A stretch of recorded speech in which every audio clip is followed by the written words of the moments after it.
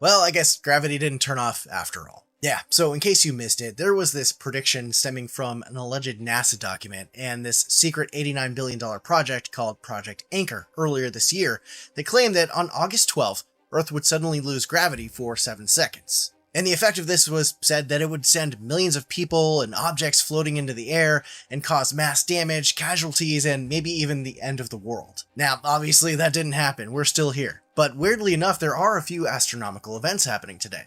There was just a total solar eclipse that happened over Greenland and Spain.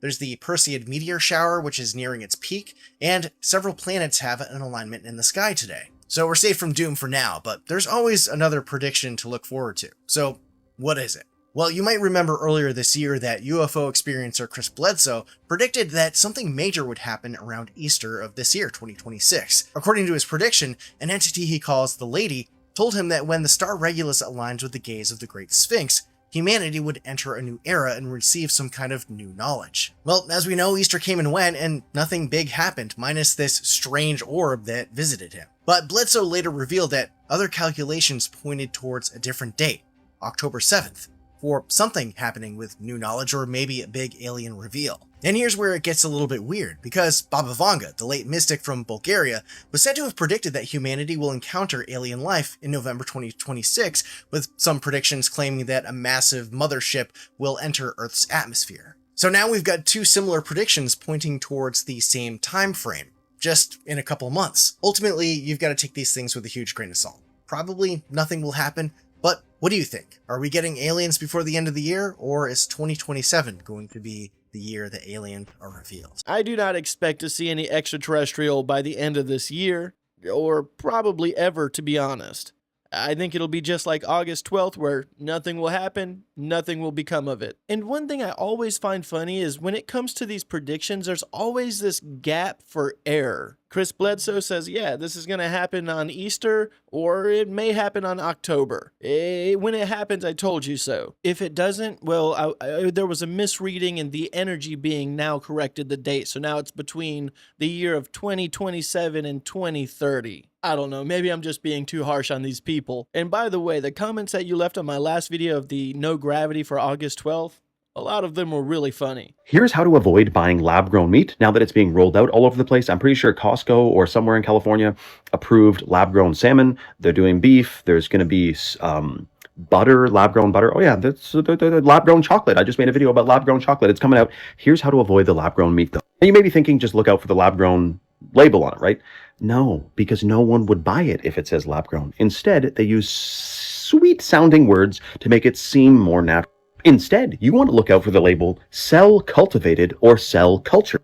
This is the bioreactor that they use to cultivate the cells, but cultivation sounds like growing. It sounds like an agricultural product rather than a factory-made product. Same thing with GMOs. They don't say this product contains GMOs anymore. It says contains bioengineered food ingredients, which is kind of a bit more of a complicated and a little bit of a hidden way to say this has GMOs in it, because the public seemingly isn't interested in buying a whole bunch of GMOs if they knew it was in there. But the official story is they say, we don't want people to know and be aware of, and it say GMOs, because they don't understand the science. This is what Monsanto and stuff is saying, is that people don't understand the science, so they'll be falsely afraid of genetically modified food. So we're going to call it bioengineered food instead. So the bioreactor is they take a closed, sterile tank system and they grow animal stem cells into lab-grown cultivated meat. And this is really interesting. It kind of reminds me of the movie Soylent Green, although I'm not saying that's what's going on. I'm just saying, like, it just reminds me they're growing the food in a lab rather than, but they're saying that there's too many animals, there's too many cows, and they're farting too much. I don't know if I buy that story, though. Let me know your thoughts, though. Are you going to look out for cell-cultivated meat now and try it out? Or are you going to run away from that with a 10-foot pole, man? I don't know about that. Cell-cultivated sounds just as diabolically disgusting as lab-grown. I'd prefer to just stick to the old natural, and I really hope that this is not the main outcome for our future, where this is all we have to eat because they've basically abolished everything else. And then there's also a possibility that they could implement these ergonoids that they're working with into this lab-grown meat, so when you consume it, now you have an ergonoid growing in your brain. And I've come up with some theories around that as well. Just because you have this ergonoid in your brain doesn't mean that they have total mind control over you. But what if this ergonoid actually is a silent voice in your head that's telling you to consume certain products or to watch certain things, or to even agree with some outcomes, all heavily manipulated by maybe political power or big CEO business operating power. Definitely not a future I'd look forward to. Let me know your thoughts and opinions on this one. Hey, if you're new here, I would like to welcome you to the channel. My name is Dominic and I make videos like this Monday through Friday early in the morning. So if this is the type of content that you enjoy watching, make sure to subscribe, and if you've enjoyed this video, leave a like. And for everyone that's made it this far, thank you so much for supporting the channel. Okay, so here we are again with Dr. Phil. And look, I'm not trying to run Dr. Phil in the ground, but I really do like what he's saying. I really like how he's talking. I like how he's getting straight to the point and how he's being honest about these people in their cover-up. He has been saying, hey, if you're going to show us the truth, we want to see it. Show us the truth. He says, don't pee on my leg and tell me it's raining. If you're really going to talk about disclosure, then start disclosing. It's better than it was for 79 years, but don't pee on my leg and tell me it's raining outside. We deserve better than what we're getting if you're going to call it transparency, if you're going to call it disclosure. And I think you deserve to know the difference, because I've spent my whole career telling people, don't let somebody hand you a stack of paper and call it the truth. And see, this is the problem, is that people are believing everything because it's coming from mainstream media. It's coming from mainstream news. It's coming from Fox News. You're hearing it from Jesse Waters. And so whatever they say, they take it as the word, that is the truth. And this is what you have to watch out for. If you want to know the truth, and I've been telling everybody over and over, look up the old stories. Look up the Zimbabwe school incident in the 90s. Look up the Colares UFO incident in Brazil, Virginia. Brazil, the UFO incident where the military guy was unalived by getting the substance on him. There's so many different stories out there. Roswell, all of these stories. Don't just believe everything that you see on the news. I don't know what anyone's take is on Dr. Phil, but I think we could all agree that this is pretty much what we all would say and think is the right thing. And coming from someone of his status, being a popular figure, it's nice to hear them say what pretty much everyone else is saying. Maybe their voice will spread a little bit farther than what other people's can. So I would say this is a one-up for Dr. Phil on this one. And if you're out there watching this, Dr. Phil, please don't strike my channel, but like and subscribe. When this man prays to God, angels, orbs, UFOs, whatever you want to call it, they show up. False prophet. Oh, brother, look at it. There it is. You can barely see it, a white speck. Then another sight. This man's ability to summon otherworldly beings was so impressive, the news got involved. Basically, he prays, these things right here show up wherever he's at. So is he magic? Is he chosen by God? Is he a prophet? I'm not sure, but what I do know, something about this man that those crafts, beings, angels, whatever, are drawn to. I've never seen anything quite like this. I remember seeing this on TV a long time ago. And I had to do a little bit of research because I was curious to know whatever happened to this guy, if he's still around or if maybe he turned out to be a hoax. It turns out he passed away in 2014 due to a heart attack at the age of 61. His name is Raymond Watkins, and he went by Prophet Yahweh. Nowhere online talks about him being a hoax. Everything that he has done was considered to be real and true. He actually had plans to do a 50-state UFO summoning tour. It's very interesting, and I'm very curious to know what you guys think about this and what you have to say about it. If you think what he was doing was real, and if it was, what was he summoning while he was praying to Yahweh? I mean, this was taking place in the late 90s and early 2000s, so aerial tech wasn't quite as advanced as it is today. So I don't think it was drones. It could have been like an RC helicopter, but I feel like that would be fairly noticeable to anyone observing. Again, let me know your thoughts and opinions on this one. I'm really curious to hear what you have to say. Here's more things I want to know. I want to know about the architecture of Cass Gilbert. Cass was born on November 24th, 1859, and he died on May 17th, 1934, during the Great Depression, my other Rome. He was an early proponent of skyscrapers. Many of his famous buildings are in the Beaux Arts style, so that they might reflect the optimistic American sense that the nation was heir to Greek democracy, Roman law, and Renaissance humanism. Boy, he was a thoughtful chap. Gilbert's achievements were recognized in his lifetime. In fact, he serves as the president for the American Institute of Architects from 1908 to 1909. Must have been demanding to not keep going. Gilbert was a conservative who believed architecture should reflect traditions and social order. How many buildings did he work on? Well, there's no concise number exactly. His own professional society claims his complete body of work is several hundred structures. The Smithsonian's archives only cover about 41 of his structures. Several hundred seems to be a consensus. What buildings did he work on and create in record time? Well, let me tell you. Minnesota State Capitol, 1895 to 1905, 300,000 square feet. Broadway Chambers Building, 1899 to 1900, 200,000 square feet. Alexander Hamilton Custom House, 1901 to 1907, 450,000 square feet. St. Louis Art Museum, 1904, 300,000 square feet. St. Louis Public Library, 1907 to 1912, 200,000 square feet. The Woolworth Building, 1910 to 1913, 980,000 square feet. Detroit Public Library, Main Branch, 1913 to 1921, 240,000 square feet. West Virginia State Capitol, 1924 to 1932, 400,000 square feet. New York Life Insurance Building, 1926 to 1928, 1,100,000 square feet. And the U.S. Supreme Court Building, 1932 to 1935, 650,000 square feet. But what I want to know is, with such a resume like Cass Gilbert has, and the immense amount of structures that he created, even just in the list that I showed you, how was this possible? How can you be the architect for the St. Louis Public Library in 1907 to 1912, which is a record time in itself, but also be the architect for the Woolworth Building in New York from 1910 to 1913? Overlapping these two projects, the logistics and chain of command had to be impeccable and perfect, which they were, because these structures are still here today in their beautiful Beaux Arts style. I don't know how he did it without cell phones, emails. Did they have some homing pigeons? There were cars. Maybe they were delivering mail on site with the notes of how to build the Woolworth Building while they were building every other building on his list in record time. But I don't know. I want to know how he did it. But what I really want to know every single day is who on that list is gonna serve time first here in America and not get away from the crimes they've committed.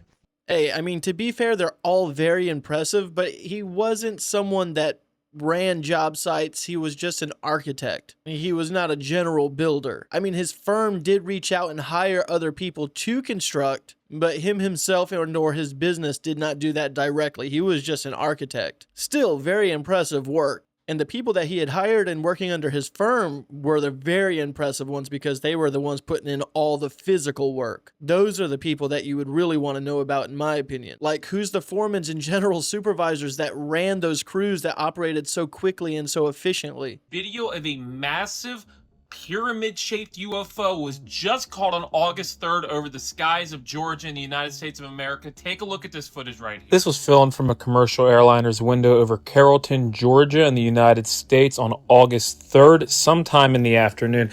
Now, I already know what everyone's going to yell. It's a cloud. But bear with me on this. It does kind of look like a cloud, but it's very angular. Sharp points.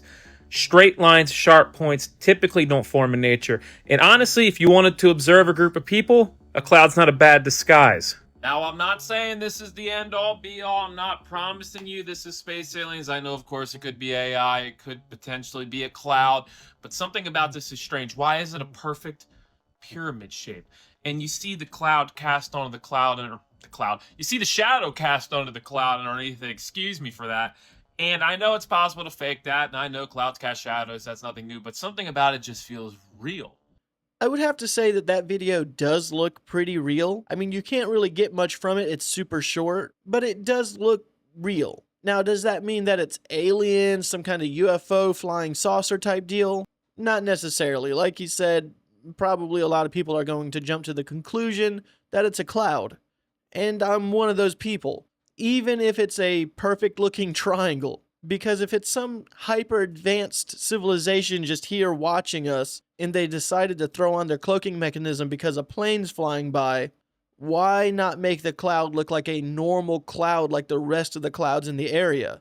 Why just mask it to be a perfect looking triangle? That just doesn't seem very smart for a being that we comprehend as being a hyper intelligent species. We now have footage of the post-mortem human brain slice learning to play the piano. Yes, you are watching a piece of brain from someone who used to be a person that's been hooked up to a robot and has learned to play the piano by listening. This research was published by French researchers back in May and is a little bit more than morbid, but there is good reason why you'd want to do this, and there is a whole lot of ethical consideration, as you may have guessed. What had not been demonstrated up until now is that that brain is capable of learning things, and you can set it up with sensory motor experience of sorts.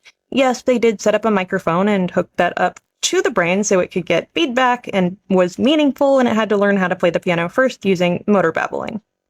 Meaning it just did things randomly until it got it right, and then it would get a little electrical impulse demonstrating that it got it correctly. And our brains are wired to learn. They are essentially physical reservoir computers of sorts. They're just, squishy chemical ones. Now, early on, you can see that the robot hand is playing music essentially randomly. You can see a human participant, so the researchers are demonstrating how to play the piano to the robot hand.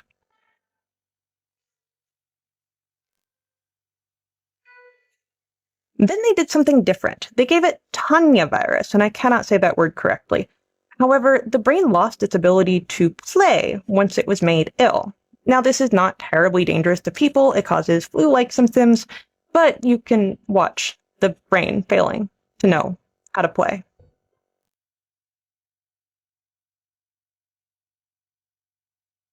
And it's probably good that I don't actually work in technomancy, because I clearly anthropomorphize the brain slice that I feel. Now, research like this is progressing rapidly, and we probably need to approach as a society how we want to deal with it ethically. Because until now, and really still now, brain tissue is treated the same as any other kind of tissue in an experiment. We never really thought that you'd be able to revive human brains in any capacity, let alone teach them to operate a robot hand that plays piano. That is sickening. Please, if I ever pass away, I have the smoothest, gunkiest, nastiest brain. You don't want it. It's actually so mush that you wouldn't even be able to pull it out. You'd have to use a spoon. If they're really willing to go this far with this kind of tech, why? What's the point? What's the ultimate goal with doing this? Why not just keep it machine? Why are we going this organic bio machine and using actual people's brain matter? For this one, we have a really crazy found photo coming in from Ozark County, Missouri.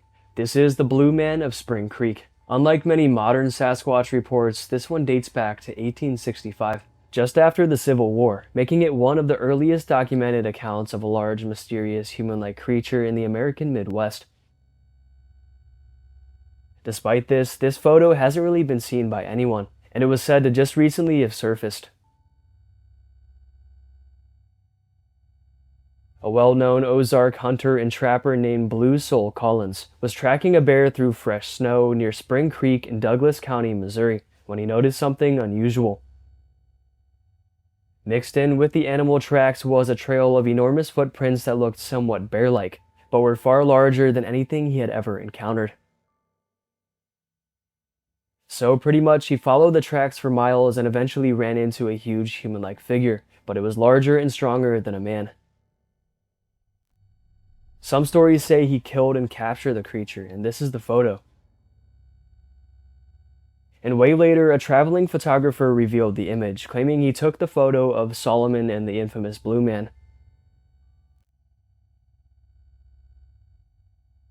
This part of the story does remain pretty much unconfirmed, but the image does look super realistic. It certainly looks to show an old-timey photo and a man posing with a big creature hanging from a log. A Bigfoot-like creature. I don't know about that one. That one looks a little suspicious. What are aliens trying to tell us about melatonin? This is the wildest story you will ever hear. So in 2011, in the span of 2 days, there was 2 different crop circles that will blow your mind. And I know I said crop circles, and immediately people's eyes are going to roll and be like, Jordan, you mean those drunk guys with the boards and the ropes? I thought you were smarter than this. Well, riddle me this, Batman. If just a couple drunk Englishmen went into a field in the middle of the night and it's pitch black and no one saw them and there's no evidence of anything, why would they create a replica of the chemical compound of melatonin to a T? They brought in chemists and scientists to look at this thing. They said, that is melatonin.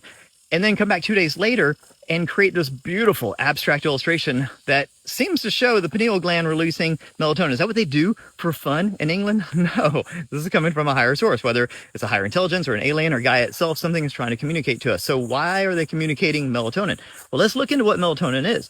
People think it's just a sleep supplement. It's not. I mean, it is, but it's so much bigger than that. Melatonin actually predates all humans and all animals on Earth. It's billions of years old. So billions of years ago, we had these bacteria and they needed protection and they produced their own melatonin to protect themselves. Why? Because melatonin is a master antioxidant. In our body, it's the second strongest antioxidant that we have next to glutathione. It's what keeps us alive and safe. So it's incredibly powerful. But more importantly than that, even though it is produced by all of your mitochondria, it's also produced in your pineal gland, your third eye. It also is almost identical to the chemical compound 5-MeO-DMT. So interesting connection there. They're both downstream from tryptophan. But anyways, melatonin is this regulator hormone. It basically tells your body when it's dark and when it's time for sleep. But more important than that, they've done a lot of studies that show that people that have the deepest, most vivid and lucid dreams have the highest levels of circulating melatonin. So there is definitely a connection between high levels of melatonin and vivid, lucid dreams. Now, why is that important? What is a dream? Well, let's tap into Robert Monroe for this. He studied altered states of consciousness and the dream state for decades and came to the conclusion that everybody has an out-of-body experience if they get to level 4 REM sleep, essentially. Okay. Now, what is an out-of-body experience and why is that important? In this case, what we have to see is that the physical body is a tuning instrument for consciousness. It doesn't produce consciousness. It tunes into it. It streams into it.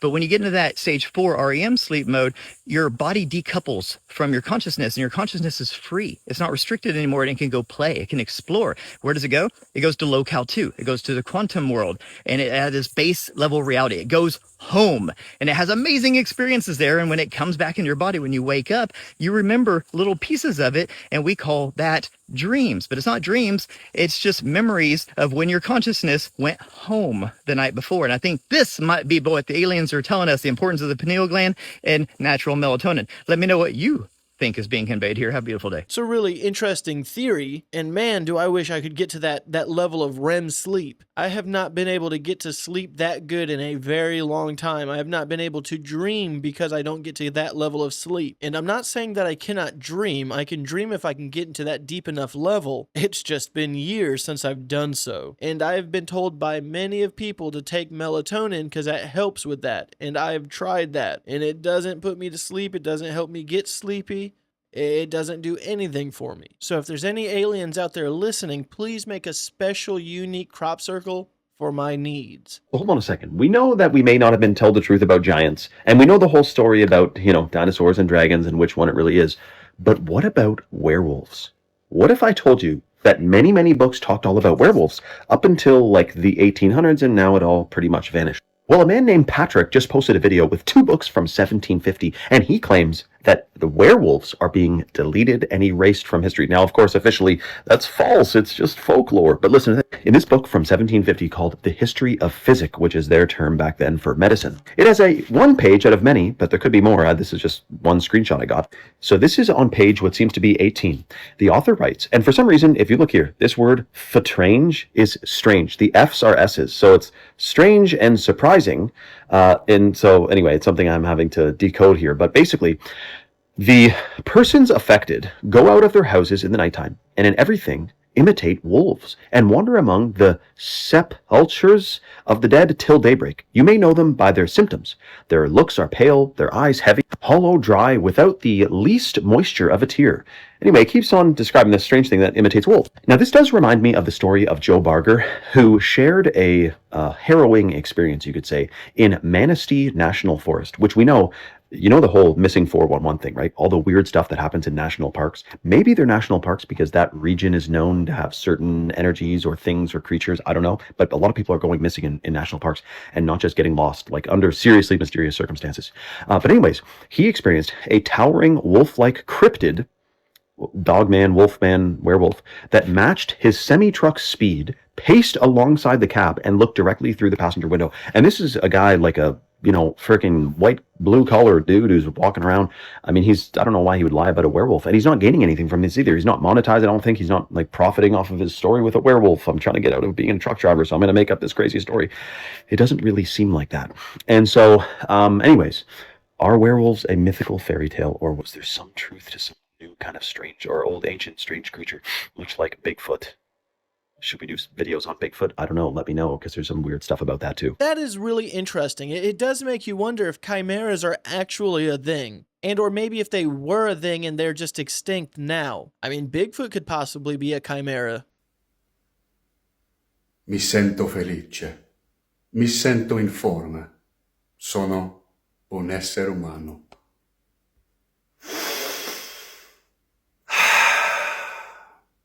As someone that knows all languages, I can tell you that he was speaking Italian and he said that he feels happy, he feels healthy, and that he is a human being. Anche qui, amico, anche qui. Alright guys, I'm going to go ahead and end today's video. As always, I want to thank you guys for watching these clips with me. I know it was a little bit of a short video today. I do apologize. I have some plans to do later on today, so I had to cut it a little short. But as always, I do feel happy. I feel healthy. I'm doing my best. And if today's your birthday, happy birthday. And if not, have a good day anyways.